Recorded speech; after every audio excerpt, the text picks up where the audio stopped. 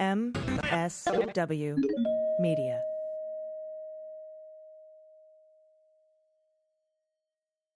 Thanks to ZBiotics for supporting the Daily Beans. ZBiotics engineered a pre-alcohol probiotic. Go to zbiotics.com/dailybeans to get 15% off your first order when you use Daily Beans at checkout. News with swearing.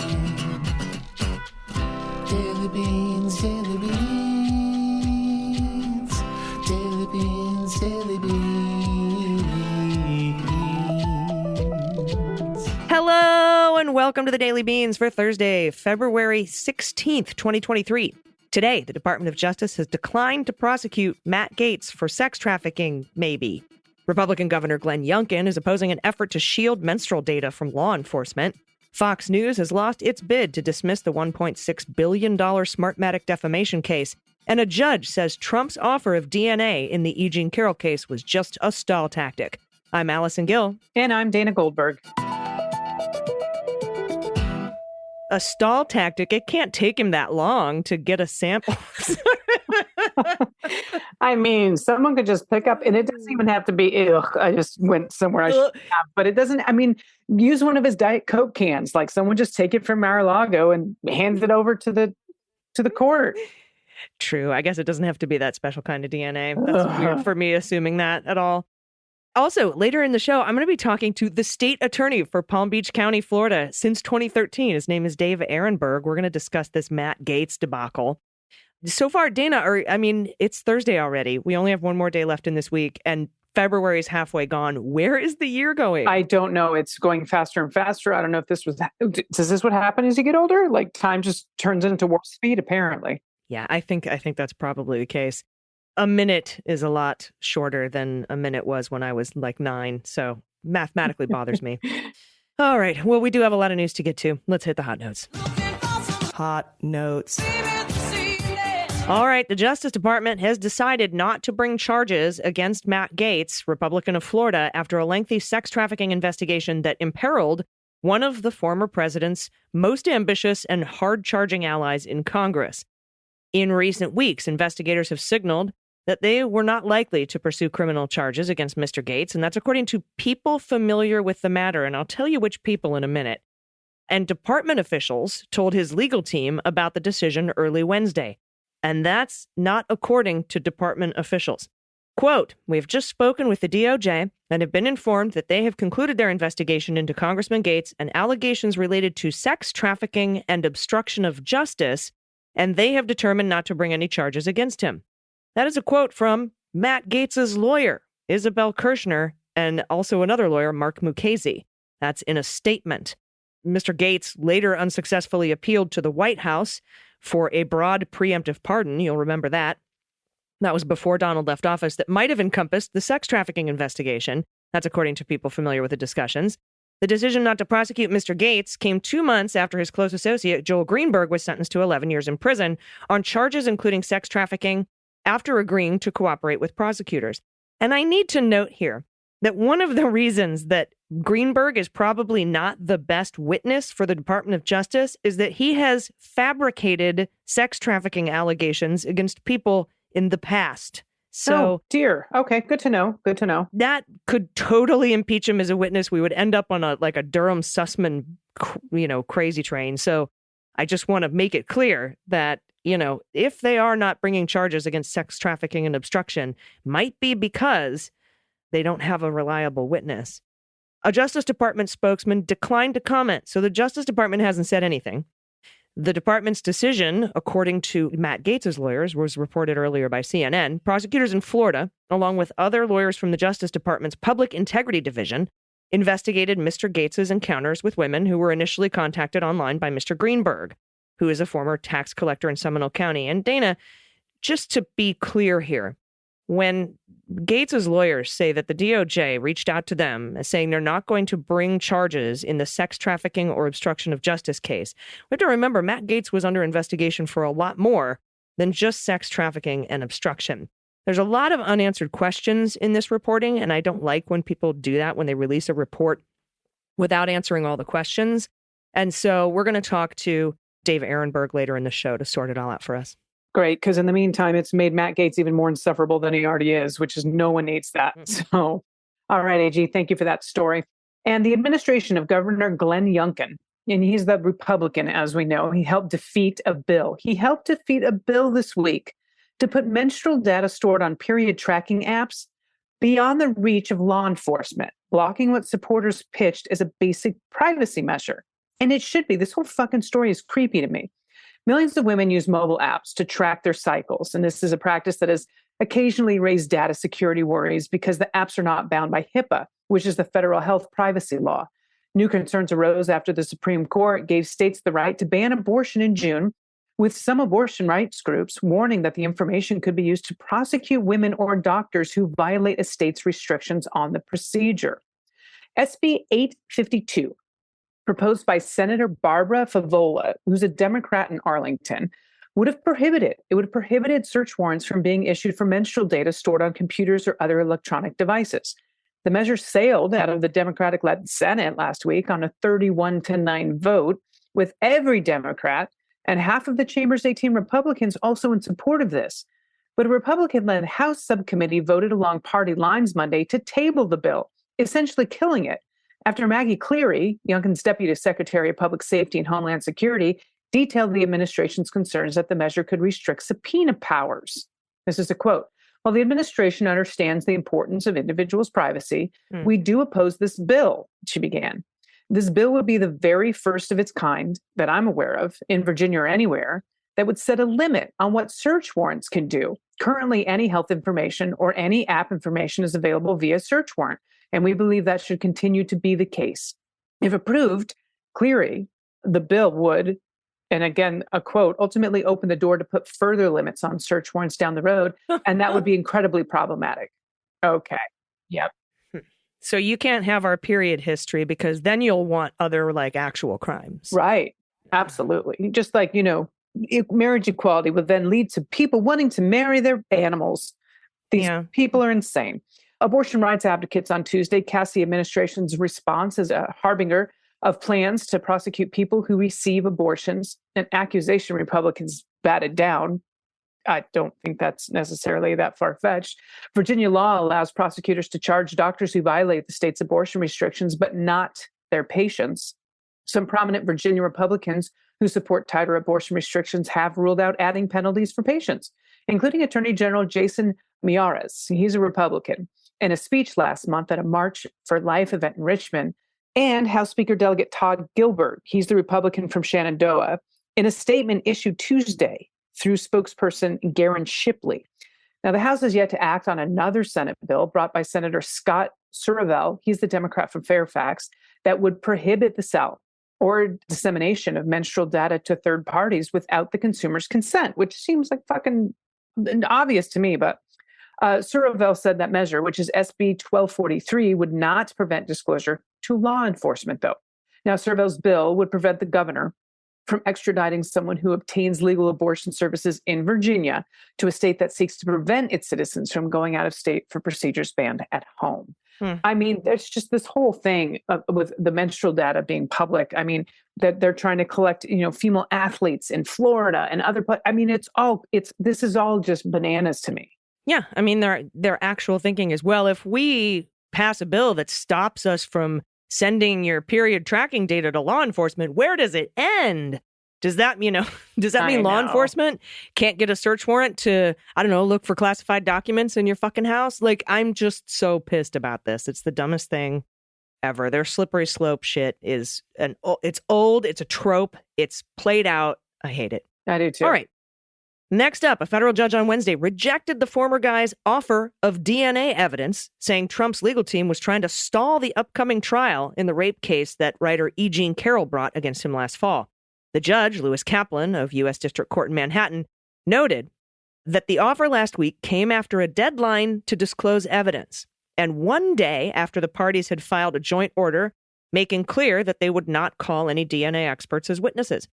It was part of a pattern of tactics deployed by Trump, the, quote, effect and probable purpose of which has been to delay a trial that is set for April. Judge Kaplan said the stalling was notable, quote, in view of the fact that Miss Carroll is now 79 years old, a point that the judge has raised in the past, adding that there is no justification for such a deal. Ms. Carroll, an author and former longtime Elle magazine columnist, accused Trump of raping her nearly 30 years ago in a memoir she released in 2019.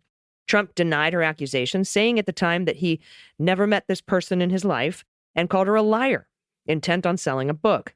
The ruling on Wednesday comes less than a week after Trump's lawyer wrote that the former president was willing to submit his DNA under certain conditions.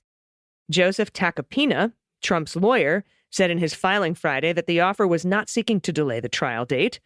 In her response hours later, Ms. Carroll's lawyer, Robbie Kaplan, who we love, who is not related to the judge, said the last-minute offer was in bad faith and would delay the proceedings. Kaplan had no comment on the judge's order, and Tacopina also declined to comment. That's Trump's lawyer. As we know, in the fall of 2019, Carroll sued Donald, setting off a 3-year legal battle, saying his statements had defamed her by damaging her reputation and career. Last year, she added a suit accusing him of rape under a New York law that allows civil actions to be brought years after the criminal statute of limitation had run out. Mr. Trump was seeking to offer his DNA in exchange for an appendix that is missing from a laboratory report that Ms. Carroll commissioned about genetic material on a dress she wore when, she says, Trump assaulted her in the Bergdorf Goodman dressing room in the late 90s. The report in question is one that Mr. Trump has had, except for the missing appendix, for 3 years. That's what Judge Kaplan said. You've had this for 3 years.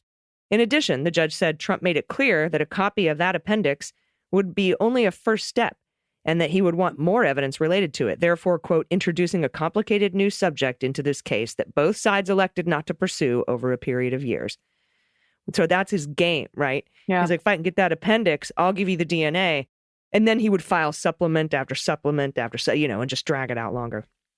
When the report detailing an examination of Carroll's DNA and the dress shoes she said she was wearing at the time of the incident was initially produced, Carroll requested Trump's DNA to compare with the sample collected, and Trump refused. In any case, the judge noted, even if Trump provided DNA, it might not matter. Quote, it is possible the results of further DNA analysis using Trump's DNA sample would be entirely inconclusive, he wrote.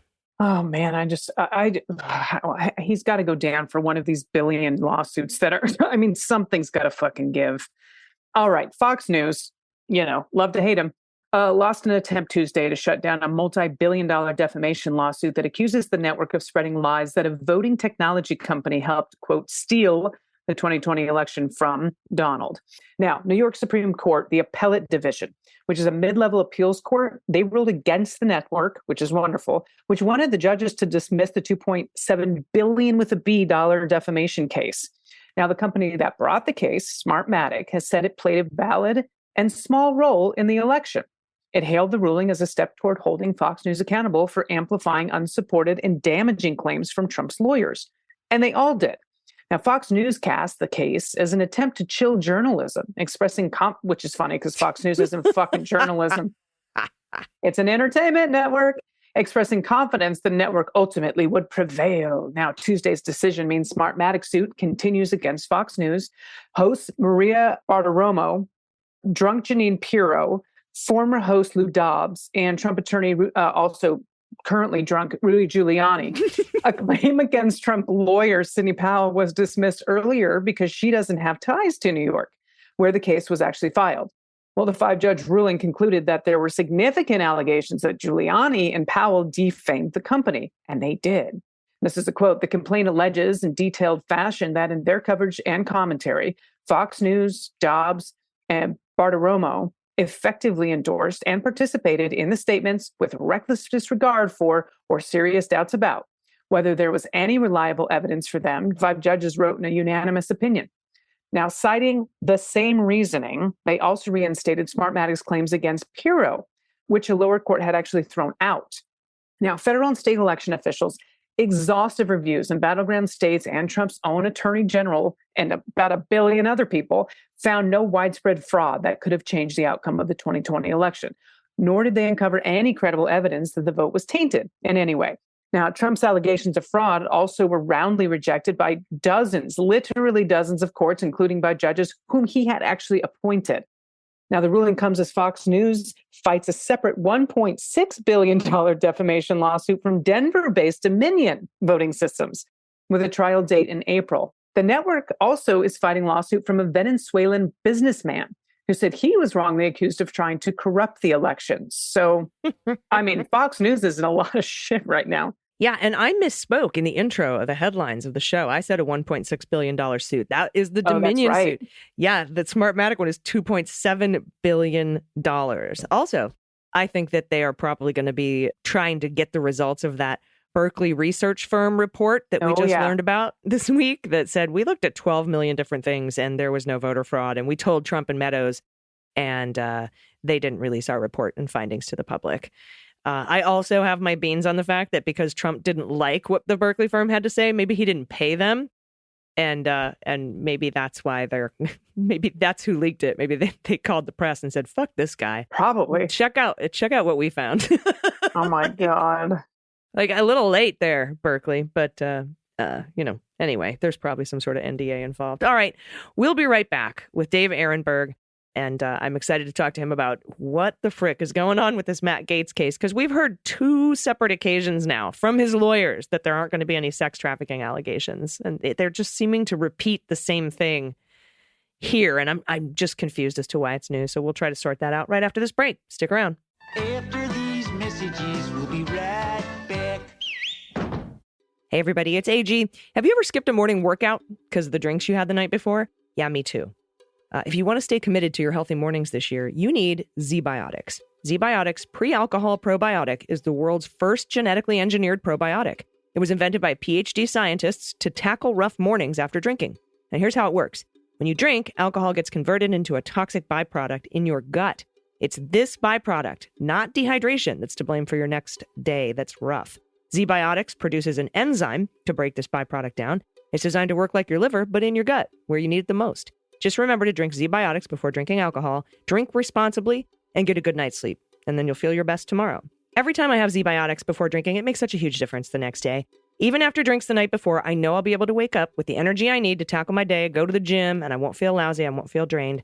Now I can go out with friends, and I don't have to worry about what I'm going to feel like the next day. Give ZBiotics a try for yourself. Go to zbiotics.com/dailybeans to get 15% off your first order when you use code dailybeans, all one word, at checkout.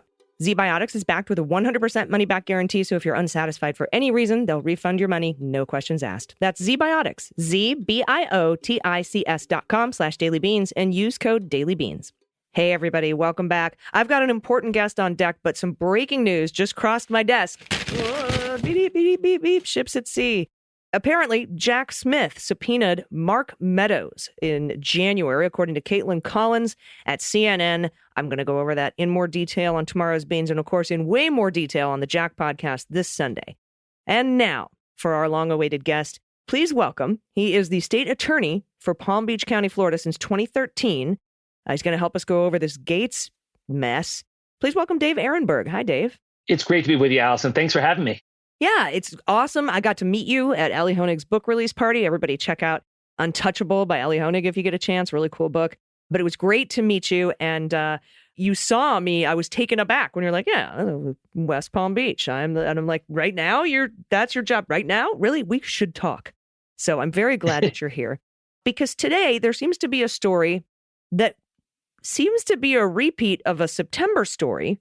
The sources for this story are Matt Gaetz's lawyers, who have said that they spoke to the DOJ and they're not going to bring sex trafficking or obstruction of justice charges against Matt Gaetz, which is exactly the same thing they said in September, but add on the obstruction of justice charges. So here's what I think happened. I think back in September, maybe they had heard from the DOJ that they weren't going to continue with the sex trafficking or they weren't going to bring charges in the sex trafficking case.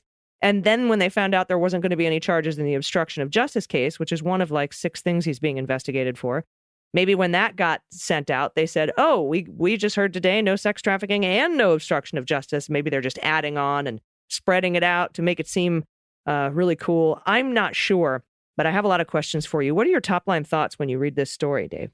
Yeah, and it's great to be with you because Mueller, She Wrote is my favorite Twitter account to follow. So it's really an honor to be on the podcast. So here's what I think happened. And you and I are both, guessing at it. But based on what we know, when originally the news came out, it was lawyers within DOJ who said that they were not going to recommend that Matt Gaetz be charged with child sex trafficking. And that became a big story. And now we see it's expanded beyond child sex trafficking to obstruction of justice. And there have been some reports that they're not going to charge him at all. I got the sense that the decision has been made by the Attorney General, Merrick Garland, not to charge Matt Gaetz with child sex trafficking or obstruction of justice, but that the other charges may still be on the table. We just don't know yet. And if that's the case, I've always thought that the other potential charges pose a greater risk to Matt Gaetz than child sex trafficking, because when it comes to the big whammy, which is punishable by life of child sex trafficking, you're really relying on two key witnesses, and neither would be liked by the jury. First, Joel Greenberg, who's a walking criminal enterprise, and number two, the alleged victim, who was at the time 17 years old and who created a fake profile of herself on Seeking Arrangements to claim that she was 19. So she's not the most sympathetic victim. Plus, she is involved in the sex worker industry, which, again, not passing any judgments, but juries don't like that kind of profile. Yeah, Florida juries, I'm thinking particularly. I'm pro-sex work, I'm anti-Fosta-Setza, but it occurs to me also that, Empty Wheel, Marcy Wheeler, has written that Joel Greenberg has fabricated sex trafficking accusations in the past. And so that actually adds on to his, walking criminal enterprise, not the best person to be, a witness in your case. If your star witnesses can both be easily impeached on the stand, you end up in a Durham Sussman situation with an acquittal. So, I don't know too much about this because this is not a special counsel investigation. We don't have to get a declination decision. We don't have to get a report. They're not required to tell us why they declined to prosecute or, if there were specific charges they declined to prosecute. We may not know. But, there's a lot of unanswered questions about this reporting and the sourcing. And I'm not just saying that because I really want him to go to jail. I'm saying that because these questions haven't been answered yet. They weren't answered to my satisfaction in September, and they weren't answered to my satisfaction today. So talk a little bit about the difference for me because what CNN was reporting was that the line prosecutors made this decision and told Merrick Garland that they weren't going to do this. It wasn't like they decided they wanted to indict for sex trafficking and obstruction and went up to Merrick Garland and said, we have a case. And Merrick Garland said, no, you're not going to, and put a stamp of denial on it. I think that generally these prosecutors they're pretty independent, and they usually just sort of tell the attorney general what they're doing.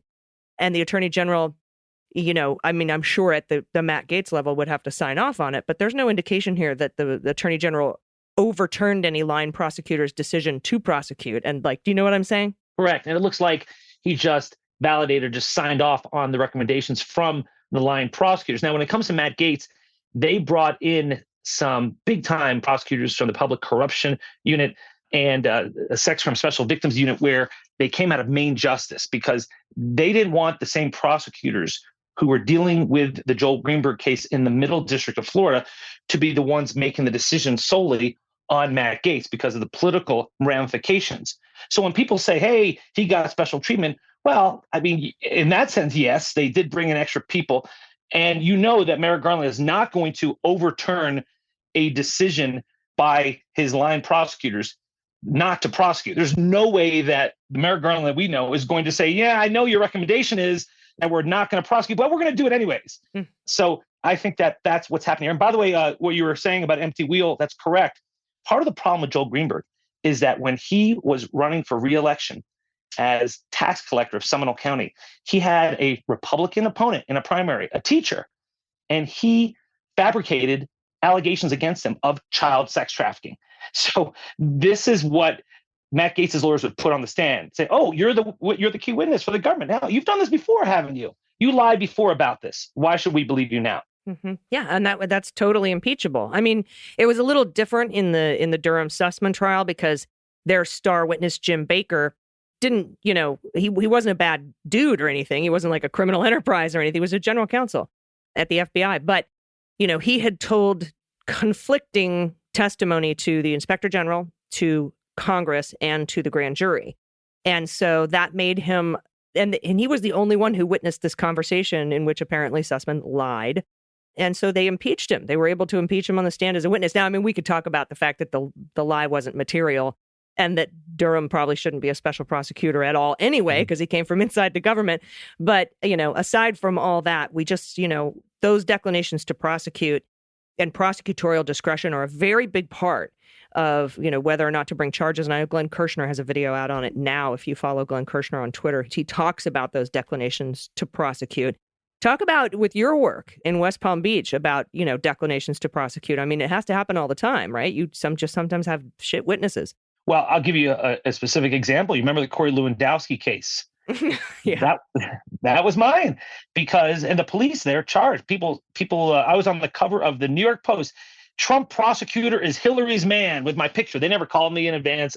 They didn't tell me. And at that point, I had done as much on that case as you had, Allison. I had done nothing. So in our system, in many jurisdictions like Florida, it's the police that investigate the crime. Law and order. I'm the second half of the TV show. So what happens when the police investigate and they say, we're going to make an arrest, we're going to charge using a notice to appear, which is a charging document. For that, they just need probable cause. It's not a very big burden. All they need is probable cause. But for us as prosecutors, we have to prove cases beyond any reasonable doubt. So it is unethical for prosecutors to file charges based on probable cause alone. We have to have a good faith basis that we can get a conviction beyond any reasonable doubt. And I think this is one of those cases where, there may be probable cause, but they don't have beyond a reasonable doubt because of the lack of corroboration of the flawed witnesses. Yeah, and the feds even have a little step further in the federal criminal code, right? It's not just beyond a reasonable doubt. It's you have to be able to maintain and obtain a conviction after upon appeal. And so there's even that a little extra consideration there. But, I would love to know more about this. I would love to hear from perhaps the Department of Justice, perhaps the Public Integrity Unit guys that came down. Like you said, there was a public integrity specialist and a child sex trafficking specialist or a child exploitation specialist that came down from Maine Justice. I would like to hear from perhaps them. But the thing is, again, DOJ is not required to give us the reasons they didn't prosecute. That is left to a special counsel. If a special counsel had this investigation, then they would have to file a report, much like Mueller did and much like Jack Smith will have to do, to say, here's who I prosecuted and why, and here's who I declined to prosecute and why. We're not going to see that. And I don't know that we necessarily will. My questions may go unanswered. Right. And that's why the only way we'll find out is through the lawyers from Matt Gaetz. But I know a lot of us are questioning their motivations because obviously they're motivated to tell the world that their client is cleared, but they have a professional reputation. And it would be quite embarrassing if their client was charged with something after they told the public that, no, our guy is cleared. Now, that's why it's important for us to track down whether or not he's cleared for other crimes, like identity theft. That was an allegation here, like wire fraud, like campaign finance violations, like violations of the Mann Act, which is the federal law that says you can't transport individuals across state or federal lines for the purposes of prostitution. All these things were supposedly in play, but right now we're only hearing about child sex trafficking and obstruction of justice / witness tampering. Yep. And we'll see how that goes. And correct me if I'm wrong, the witnesses in the child sex trafficking and obstruction of justice case are the same witnesses, correct? Yes, in that the key to the whole thing, to the whole government's case, I always thought was Matt Gaetz' ex-girlfriend. Matt Gaetz' ex-girlfriend, who also worked for the federal and state government, who had no axe to grind against Matt Gaetz. They were on good terms.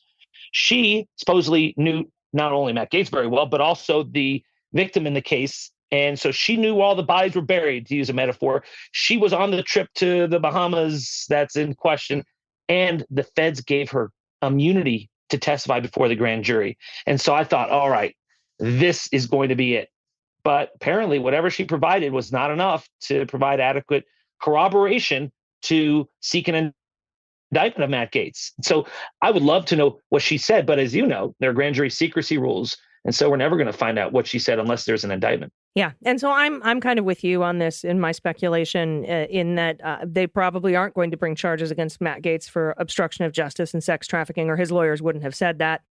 But I do think that the other things are probably still on the table. I haven't seen anything to, I guess, go against that myself. I haven't seen any letter or anything from anyone anywhere, a letter from the DOJ or anything. I've heard rumors that they're out there, but I haven't seen them.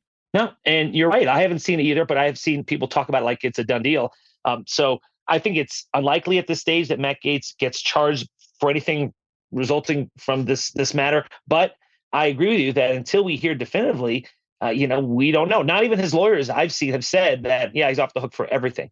So we'll see. Oh, by the way, I think I buried the lead on the other thing. I didn't charge Corey Lewandowski because we didn't have proof that we can convict him beyond a reasonable doubt. And that was because the video showed otherwise. But that could be another podcast for another day. Yeah, another podcast for another day. Next time Corey Lewandowski pops up in the news, and I'm sure he will at some point, we'll make sure to have you back on.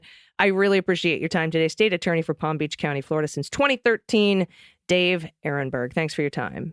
Hey, follow me on Twitter at Aronberg. Thank you. Everybody stick around. We'll be right back with the good news. So, Renato, do you still have your own podcast? Yeah, it's complicated.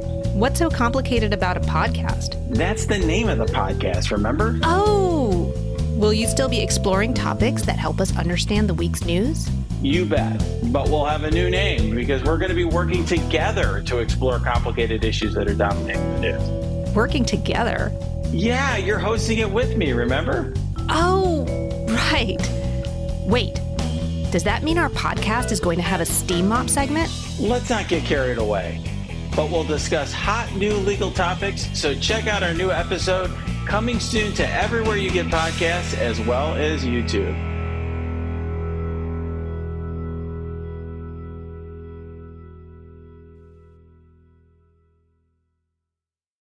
Everybody, welcome back. It's time for the good news. Good news, everyone. Then good news, everyone.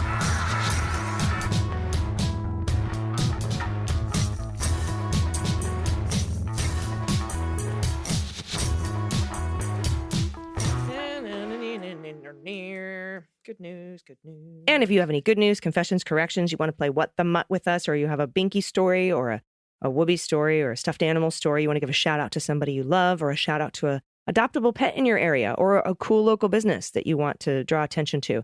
Anything you want to send, you can send us at dailybeanspod.com and click on contact. All right, first up, Dana from Jessie, pronouns she and her. Dear Beans Queens, as a teacher, thank you, Jessie, for being a teacher. The past few years have been interesting, to say the least. We turned on a dime to make our classroom virtual with no time or much help, and we still made it happen. My good news is that I feel like we're finally starting to get back on track. Our school board situation was chaotic, as are most across the country, as most people didn't realize how much these small elections matter. We were able to elect 2 wonderful and highly qualified candidates, so now we have a small and precarious common sense 3-2 majority.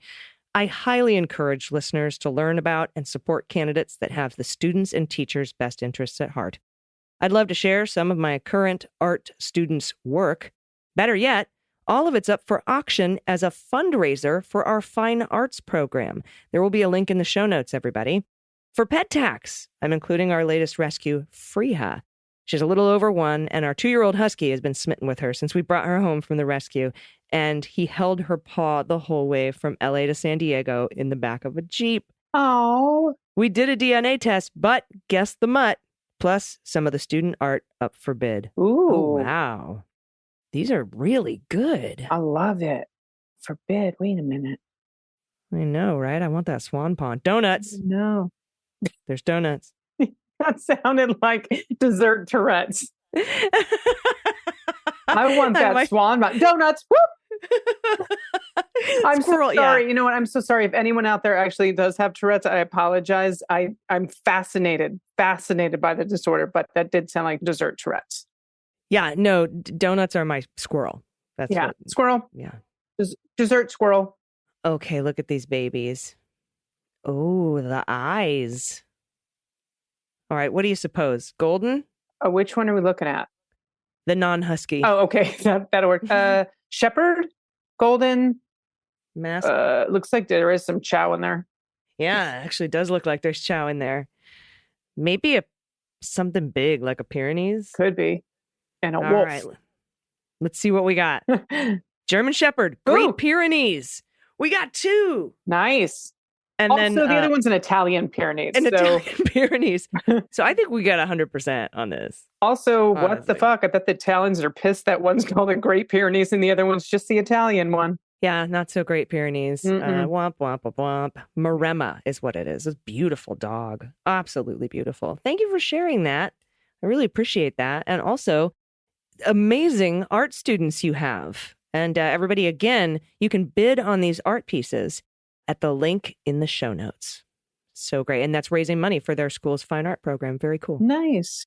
I'm probably snag both of these. I bet you're going to tell me to. This is from Anonymous, pronouns she and her. I Googled the Open Hearts jewelry collection from Jane Seymour. I am dying laughing. Oh my God, that's funny. You're the best. It looks like balls, right? I'm sorry. Right? And then Judy, pronouns she and her. I heart you both. Dana, this is available on Etsy just for you. And it is literally an anatomical heart with ventricles and everything. That is really detailed. Ooh, they make it in rose gold. I'd have to get one. Ventricles? Is that right? Ventricles? Yeah, I think so. Yeah, I think there's aortas and ventricles. Aortas. And valves I and don't know. veins and there's all kinds of stuff. Aortas. That's probably, now I have to Google while you do this other story of ventricles are actually part of the heart. Okay, go ahead. As the warm blood flows with the red blood cells through the large four-chambered heart. Yeah. Yeah, there's ventricles. Okay. Maintaining the very high metabolism rate they have. Okay, well, they might be giants.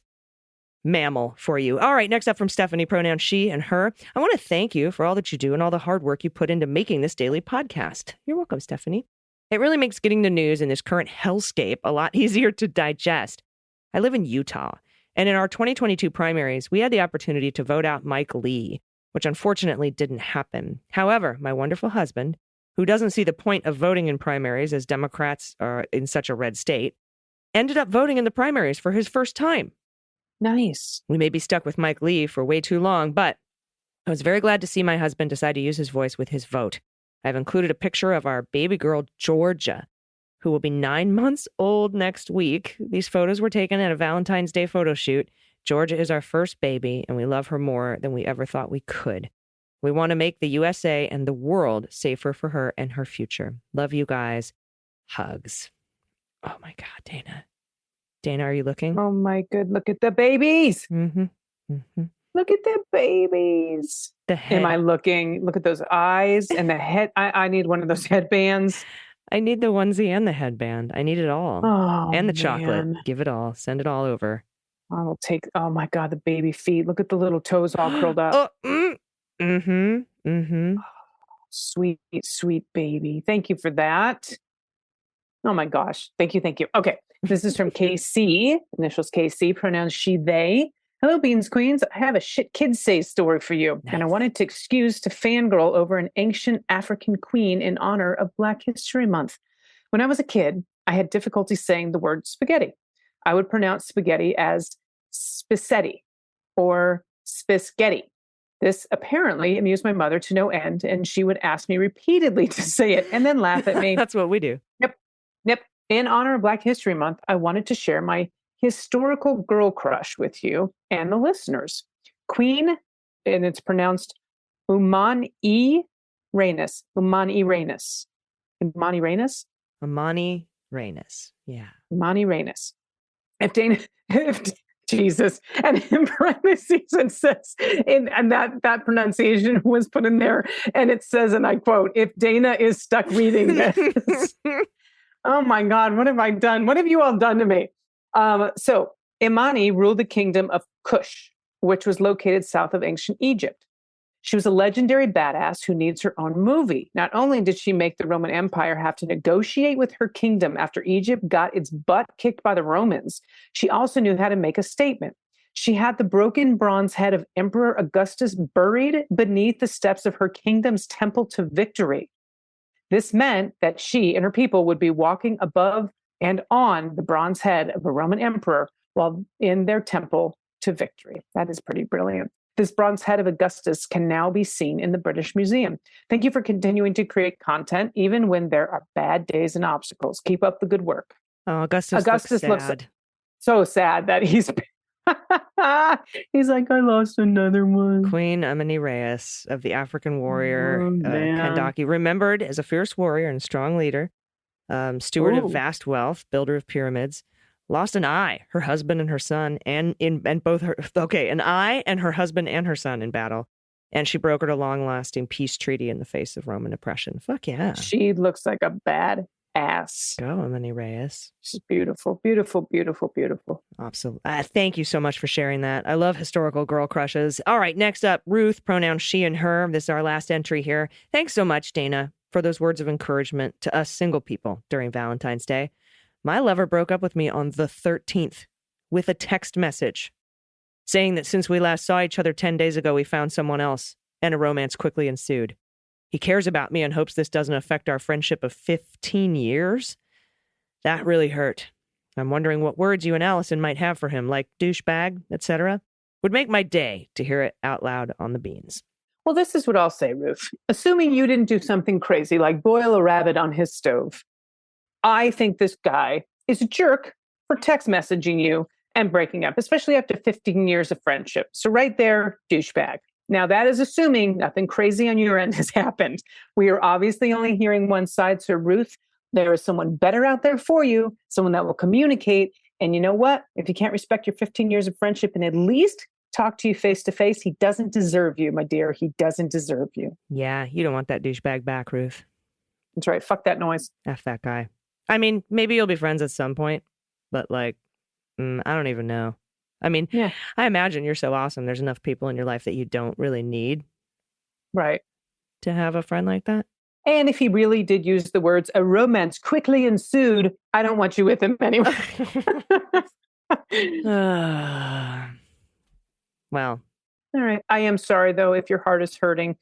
Please take care of yourself and make sure you surround yourself with love. It's kind of a jackass thing to do. Like, come on, people. Yeah, over text. Yeah. I mean, I get it. Sometimes things don't work out, but like over text. Talk to someone. 15 years of friendship? Agreed. All right. Well, thank you very much for that. And that reminds me of the days we used to have Amy's court. Remember? We should bring that back and do Dana's court, and you can be the judge. So if you have a conflict, that you would like resolved, send in your case to Dana's court, along with any other good news you have and baby photos and frog orgies, whatever you want to send to us. Do it at dailybeanspod.com and click on contact. Dana. Yes. Any final thoughts today? No. I thought I was going to, and then I got my days confused. So no, I don't. No. All right. Well, in that case, we'll be back in your ears tomorrow, everybody. So until then, please take care of yourselves, take care of each other, take care of the planet, take care of your mental health. Vote blue over Q. And take everyone with you. I've been AG. And I've been DG. And them's the beans. The Daily Beans is written and executive produced by Allison Gill with additional research and reporting by Dana Goldberg and Amy Carrero. Sound design and editing is by Desiree McFarlane, with art and web design by Joelle Reeder with Moxie Design Studios. Music for The Daily Beans is written and performed by They Might Be Giants, and the show is a proud member of the MSW Media Network, a collection of creator-owned podcasts dedicated to news, politics, and justice. For more information, please visit mswmedia.com. MSW Media. They Might Be Giants have been on the road for too long. Too long. And They Might Be Giants aren't even sorry. Not even sorry. And audiences like the show's too much. Too much. And now They Might Be Giants are playing their breakthrough album, Flood. All of it. And they still have time for other songs. They're fooling around. Who can stop They Might Be Giants and their liberal rock agenda? Who? No one. This ad was paid for with somebody else's money.